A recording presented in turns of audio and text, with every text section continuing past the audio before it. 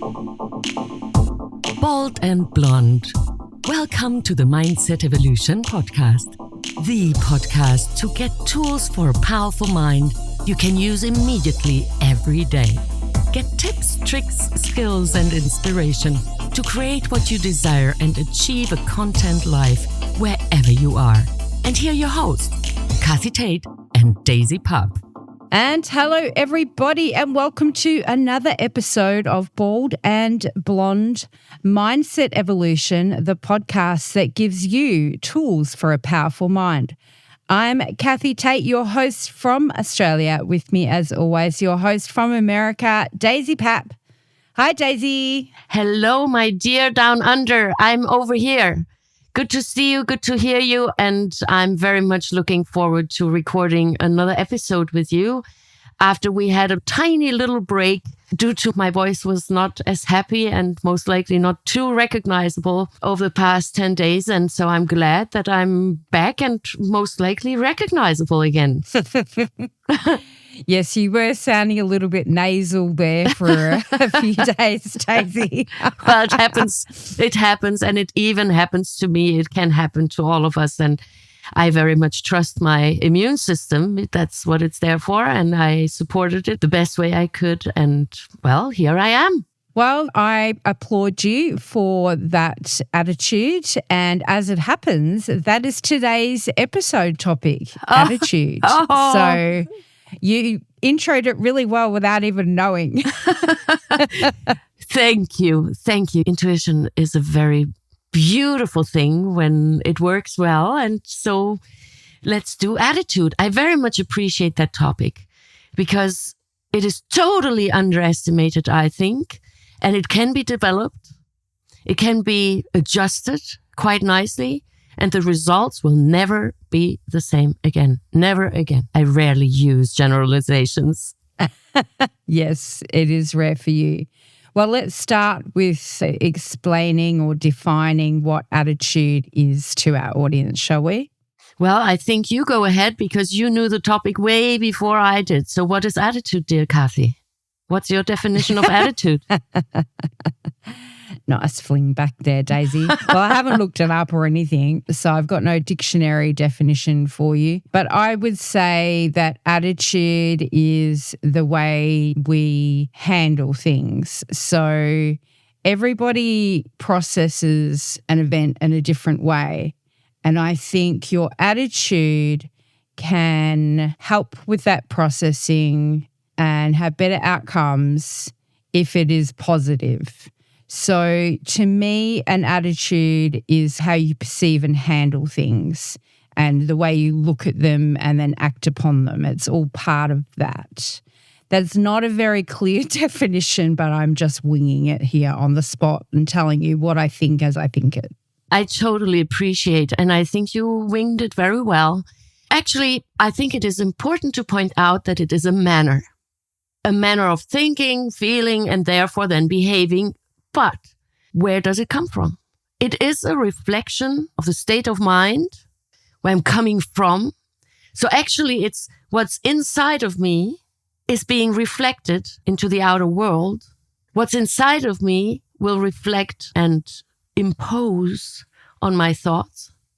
When I'm very sad, it's harder, more challenging, most likely, to have a good attitude. I mean, let's define what is a good attitude. I think a good attitude it's a challenge to define, is when I can see circumstances rather factually than based on how they appear to me. I had a beautiful gathering with very nice people in my house the other day. And of course, there's some artwork of mine in the house here and there. And they asked me, so what's this and how is that? And of course, there was a sculpture that I uncovered and I wanted to share that evening because I think it is very meaningful. And it actually shows the treasure within. Now, many people seek treasures outside. I need a new car. I need a new boat. I need a new credit card. I need a new friend. I need a new husband. I need a new job. I need a new home. I need a new dress. I need a new jeans. Whatever it is that people really feel wanting. I shared with them, okay, so the treasure within, it's a sculpture where you can see your own reflection, actually. It's quite complicated to describe because it's polished stainless steel.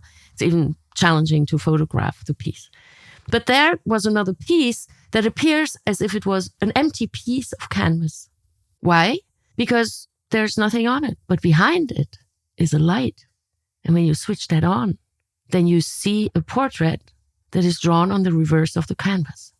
Meaning, only when the light is lit, you will see what it is. Meaning, not everything is what it appears to be. Now, back to the attitude. When I'm with the attitude, oh no, this is nothing. There's nothing on it. Come on, what are you trying to tell me? When I have that attitude, I'm not even curious to find out if there's another possibility to it. And that is then self-limiting. So in order for me to lift the limiting beliefs and the limiting behaviors, the limiting attitude off of me, it requires a certain openness. Now, I can be open only when I feel sort of safe. Now, safety is rather an illusion most of the time.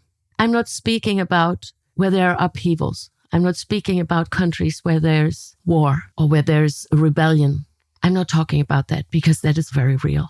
But we humans oftentimes have that illusion. Yes, I need to feel safe first because only then I can share my vulnerability. I think, and I'm going to say it out loud, I think this is bull manure. Why? Because I'm vulnerable either way, if I show it or not. Now, when I'm okay with my own vulnerability, that will have an impact on my attitude. Therefore, I will no longer need safety to share my thoughts. Because now here's the thing, when I'm afraid of you judging me and my thoughts, then I'm totally giving into your hands my responsiveness and my responsibility, my ability how to respond to outer circumstances. Now, when I take my power back, it's very helpful in many ways because it will have an impact on my manner, how I carry myself, how my thinking processes are developing or not. Even when I read something, let's say I'm in a bad mood and I don't know what can I read here. I have a beautiful cup sponsored from Bald and Blonde Mindset Evolution podcast, by the way. And when I'm in a good mood, I may read it, Bald and Blonde podcast, Mindset Evolution. When I'm in a bad mood, Bald and Blonde podcast, Mindset Evolution. So does not it already change based on my attitude? What's written there on the cup, what's printed on it did not change, but my attitude changes and therefore the outcome. Let's say, and dear listeners, it's true, Kathy sent me that beautiful cup. It's one of my favorite cups because I really adore it. I admire it. It's a gift from Kathy and I very much like it. It's precious to me, brings a smile to me. When I have a bad attitude, how it's considered oftentimes, but it's maybe a $2.50 made in China. Not to underestimate the qualities that can be produced around the globe. But I could really make it bad, make it look bad. But what does it do then when I behave that way? Does it not then reflect me and my inner world? Therefore, attitude is currency. Wow. So you've said so much there, Daisy. Let's break it down a little bit because I think that you've made a lot of important points. So I'm just going to roll you back to where we first started about talking about good attitude. And you said something and I managed to get it written down. Oh, You said a good attitude is when we see circumstances factually rather than as they appear to me or us. yeah. And I wanted to just look at that for a second because I feel like that was a really important point that I wanted to stop at, but I didn't want to interrupt your flow. Thank you. So I think it's important because what you've said there is see circumstances factually rather than as they appear to me. So what you're saying there is that our own individual perception actually can change what the experience or the event or whatever's happening, how it is seen by me through that perception. And you're saying that if you can step back from that emotion and look at things more matter-of-factly, then that's connected to having a good attitude. Well, I share with you a story that happened to me a few days ago. So I befriended a lovely couple from Canada, and they're traveling. They escape the cold in the winters, and they're traveling the world. They're very, very unique travel habits they have, very kind people. And as I'm getting to know them more, they also share with me a little bit from their background, childhood, family background, and so forth. So he, the gentleman, shares with me that he's an orphan. And of course, that resonated with me because I'm an orphan as well. And I asked him, if you don't mind, how do you handle it? And how did you handle it? His wife inserted, she says, well, I never understand that he's not searching for his real roots, his biological whereabouts. And he says, why would I? I had lovely parents. Now, here's what happened. He was born in the UK during times after World War II, where it was not okay, society-based thinking, for a woman to raise a child without a father. So the young mother gave the boy away. That was him. And then a beautiful couple adopted him. And actually, he was fairly lucky because otherwise he might have been sent to Australia as a working kid. It's a kind way to describe slavery. That's a different story. I looked it up. What is happening there back then is just, I did not know about it. I'm absolutely admitting that I had no idea that things were certain ways.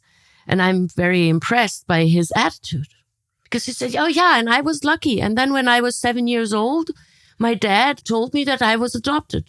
And I said, okay. And I said, so did you not inquire further? He said, no, we were on vacation. Now, can you imagine that attitude made a huge difference throughout his life? I know of orphans and I know of children who grew up in orphanages, not because their parents died, but because they were given away due to different circumstances. And I know of humans who are devastated. They're 50, 60, 70 years old now, and they're still devastated for something that happened 50, 60, or 70 years ago. Not this man. And we were talking about it, and his wife, lovely lady, she said, well, attitude, that's what he has. He has a great attitude towards that. And I can applaud both of them, him that he has it, and I applaud her because she recognizes it and applauds it. Now, humbly, I think my attitude helped me survive too. There were so many unexpected, horrifying things that happened throughout my life. Not once, not twice. And I'm still here. And I think I'm having a very good outlook towards life. I could be totally devastated and depressed and saddened and chewing my fingers or fingernails or else. And I'm not. So where does it come from? Because if it was something only very, very few are capable of having or cultivating, then we can say, yeah, well, it's a special talent. No. When we go back and I say it's a manner and it's a reflection of our inner world, the more at peace I am within, the more I believe in life is happening for me and not against me. This is an interesting part because when you speak about all these things and I think about my own life and where it is I had a good attitude or not and what my state of mind and I guess level of learning was at the time, I remember when I was quite young and being a single parent, having flown domestic violence or fled that and got myself away from that. And there was a lot to be negative about, let's just say. Like I went through a lot. But I decided that baby was my good thing and it didn't matter what else had happened to me and that was what I was going to live for. Mm-hmm. And that one choice of attitude that I decided was going to be the way I acted out in my life, if that makes sense, I think did change everything because it gave me a perspective or a starting point to then deal with whatever challenges came my way because I had that initial good attitude or positive attitude that even though I'd been through these terrible experiences that were highly traumatic, I had this wonderful thing. And I do believe there's always a good thing. There's a cliche, look for the silver lining in the cloud. I do believe that one. I think that in every experience there is something positive that we can take from it. And finding that thing can actually help you with this whole attitude question or discussion, I think. Mm-hmm. Yes. Let's look at the opposite. I know of humans that are capable of making a misery out of a beautiful day. I know of humans who can make an elephant out of a dust piece. I'm exaggerating here, but they create problems where there were none. Zero. Non-existent. They twist it and they rearrange it and then they misinterpret it, and they have a talent. Let me tell you, some movie producers could really hire them, at least just sit with me on a bench for an afternoon and tell me all your fantasies about who's after you and how everything is against you and how things are supposed to be, but they're not. And then therefore you can justify why you're in a bad mood or why you're hysterical and so forth. It shows us clearly that it's maybe not so attractive to be around humans who have a problem for any solution instead of somebody having a solution for every problem. Well, it's draining, isn't it? Yes, but actually, I have total compassion for them because I can walk away. They have a life sentence. They're 24/7 with themselves. Imagine that. That's tragic. Totally tragic. I shouldn't laugh, but when you put it that way, it does become very apparent that, well, one, you've got this whole shoebox thing down pat, so well done to you. And if you don't know what that meant, go and look for our episode on the shoebox. It's brilliant. And to that, well, you're quite right, because how we are and what attitude we have and how we choose to walk through life is completely on us. And you know, we are serving a life sentence with ourselves. So why make it miserable? I don't understand. Well, it requires skills. Let's say someone grows up around grumpy humans, grumpy parents, grumpy grandparents, the problem finders of this world that are capable of making a huge problem out of a tiny challenge or making a disaster out of something not so bad at the end, externally looking at it. Can I jump in? Please. Because you've just brought something up for me when you said if you grew up perhaps around grumpy parents. And I just wanted to say maybe there is something predisposes us to being optimistic or happy, because Mum told stories about me when I was little, and they used to call me Sunshine because I was always happy. She said she particularly remembers one time we went out camping and it had rained during the night. The tents had fallen down and I've woken up, I must have been about 3 or 4, I guess, and gone, hello, what a beautiful day it is, everybody. And they're all like drenched and our campsite's wrecked, and here I am all smiley. And I feel like that's just something that I was born with. And I feel like maybe my dad was the same way because he was very optimistic. So I just had to throw that in there when you spoke about growing up with perhaps grumpy parents. Maybe that's grumpy learned behaviour worn down over years and years of life. Well, I very much appreciate that you're opening up a Pandora box. Nevertheless, I think it will require at least 3 episodes to cover that, if not a week-long workshop somewhere, either there, Asia, or closer here, Caribbean, and really do it in person, live. Because that's a huge, huge topic. When we go, what's inherited and what's not. I'm not going there yet because it's too big, and when I scratch it on the surface, it might mislead. But there are scientific findings behind it that there's so much we inherit, and even an attitude can be inherited. But let's stay here in this world, what's not inherited for now, that let's say the surroundings have a specific attitude, because that's a given. Now, how good or how not good it is, that's okay, yours to judge. Or the endurer can judge that. Now, when I see that this is how a little issue is going to be handled, most likely that is what I consider the norm then. That will be the standard for me. And I'm not even thinking that for someone else it would be different. Because when I grew up as a little one, we think that, the way how I think, everyone else thinks. The way I see it, everyone else sees it.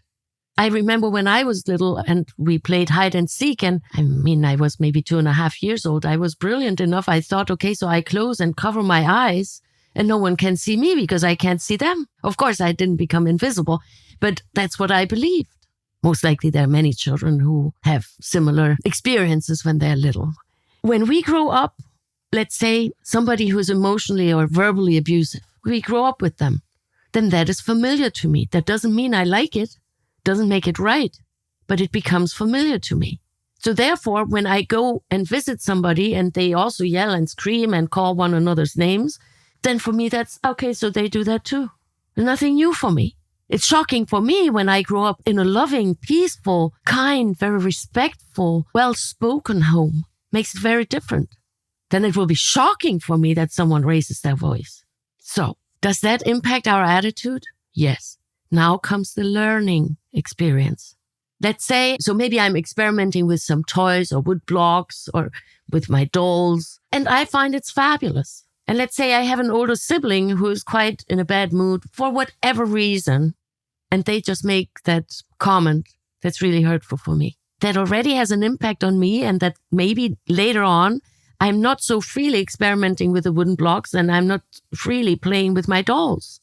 Because I perceive the judgment as so hurtful. I'm not understanding where it comes from because I take it personally because no one told me that don't take it personally. What they say is about them, not about me. But now that we are adults, we can overwrite these impacts that we all had. When, for example, I admit I was most of my life, and most likely I still am in some regards, naive. And I very much enjoy that. I believe in the good of humans. I believe that it's possible to make life great for mankind beyond our wildest dreams. Now, not tomorrow. Now, everyone can partake in this endeavor. Some may call that naive. Okay, fine. I enjoy that. I enjoy having that vision. Now, that's my attitude. That attitude impacts everything I do. Everything. I have a vacuum cleaner. That's nothing special. Most households, I think, who have electricity, they most likely have a vacuum cleaner. So it's nothing special. But mine is red. And it looks cute, so I think. And because it's red, I'm not really the happiest vacuum cleaner ever because I do it because I like my house clean. But it's not, yes, let me vacuum again. Not that. But my little red vacuum has a nickname. It's called Ferrari. And I take it out and then I'm doing the Ferrari thing in the house. Is the vacuum of the Ferrari? No, it's not. Is it red? Yes. Does it make it more pleasant to vacuum the house? Absolutely yes. Totally. So this is something I can do. And you may laugh about it, or you may think, oh, well, actually, my vacuum is yellow. Let me call it Yelly, or I don't know what, or maybe yours is purple, and then you call it something else. Give it a different nickname. That's up to you, and that's learnable. And once we learn, if we're interested in acquiring that knowledge, then we start practicing it, we will have very different life experiences.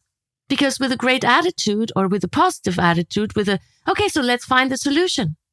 Yes, this seems very in line to me with the conversation we had about positive self-talk. I think that this is very close to that in that it matters how we talk to ourselves. It matters how we think about ourselves. It matters how we think about our abilities. It seems to me that probably stems from your attitude as well, in that you can have a positive attitude about yourself or a negative one, and then that would create that self-talk, wouldn't it? It's a consequence, but where does it come from? When we look at the origins of it, it's not coming from the self-talk, and it's not coming from how I feel. It's not coming from specific thoughts. It's a combination of what I hold within me about the world and myself. Yeah. Now, and that can be maintained, meaning we can make maintenance on it, meaning we can take an inventory. Let's have a look. What is there? What's in there? Look, it's very interesting when we look at cultures and how they're grieving. Their cultures, they celebrate the life of someone who just passed on. And then there are others, they grieve for a year because that's how it's supposed to be in their culture. They weren't born with that. They learned that. Society, family, the village where they grew up in, or the city or the town or the teachers or the neighbors from others. Now, I can understand that there is a big difference. Let's say I come from a very grieving attitude, and then I go into another culture where they celebrate life. It might be very shocking, or it might be shocking vice versa. But now here comes the key when my attitude is, oh, that's weird, that's bad, and I judge it, instead of just remaining open and say, that's interesting, they do it differently. Is not actually that the reason why we travel? Is not that the reason why people like to visit different cultures and countries, taste their foods and have a look how they do things and how they build their homes and what's their cultural background, what's the dance that they are doing, what's the specific traditions that they're cultivating? So living and letting live. Now, you are responsible for your attitude. As an adult, you are. As a child, you're not. Yeah, now before you said attitude is currency. That's what I'd like to end on, I think, because that's a brilliant statement that needs expansion. Well, I truly believe wherever you are in your life and you have a look at your attitude of gratitude, your attitude of problem solving, your attitude of seeing the good in the bad, the attitude of finding solutions instead of problems. Wherever your focus goes, everything grows. Wherever you're at in your life, geographically, age, culturally, when you have that attitude that is so contagious that people feel it is so attractive to be around you because it is inspiring, it is uplifting, it's joyful, delightful, there will be a change in your life. And therefore, it is currency, because I'm not talking about currencies that are man-made, actually. But that is a currency. It's priceless. It's priceless. Look at some of the wealthiest people here in the US who are just terribly depressed. Some of them suicidal. I worked with one. His biggest fear was, I'm not sharing what it was. It's a different story. But he was so fearful about something. It had to do with his attitude. He was not really capable of changing it before he died. I'm just throwing in some names here. Amy Winehouse, Whitney Houston, Michael Jackson, Britney Spears. She's still alive. Robin Williams. People looked at them and thought they have it all. They did not. They did not have a clean house. I'm referring to the inside of us. Inner peace. That attitude that I am enough. I'm making myself more and more independent from your opinion of me, because your opinion of me doesn't make me equal to your opinion. You can call me, Daisy, you're a stupid cat. I'm not going to turn into a cat and have 4 paws and all of a sudden that cat tail and the ears and that meow as my language. Now that also all goes back to attitude. And its currency, yes, high value, super high value. With a good attitude, with a great attitude, you can get so many things done you can't buy with money. I can give you hundreds of examples from my own life. Hundreds. Yes, I 100% agree with that. And one that you definitely want to be around those people more because they're just much more pleasant in a way, or have this sort of attractiveness about them because they've got this positive energy vibe. So it's nice to be around people who have good attitudes. For you? Yes. Now, if somebody has that attitude that everything is dark and bad, oh yeah, it's even darker than yesterday. It's even worse than yesterday. Now, you drive them nuts when you have a great attitude because the difference is too big. Yes, well, I think that might also be a mismatch of resonance too, right? Absolutely. I agree with you. Which is another whole episode. We did do one on vibes, so go check that out if you're interested in resonancy. But yes, yeah, you're right. My positive attitude might be super annoying to somebody who is not in the same level of positivity. That explains a lot. Yes.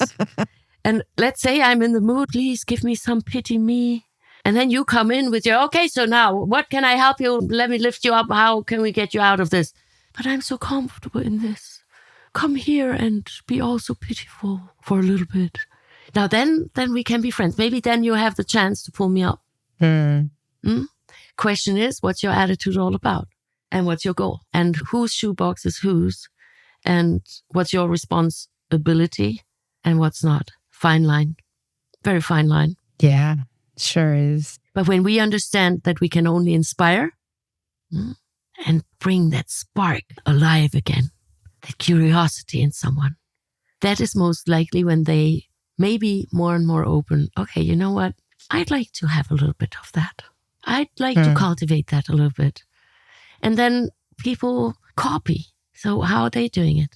It's not rocket science. Nevertheless, it's, I believe, and I think humbly required to take an inventory of self. What is it that I'm carrying around? What is it that's not mine? What is it that's no longer serving me? What's something that never was mine? Hint, inherited.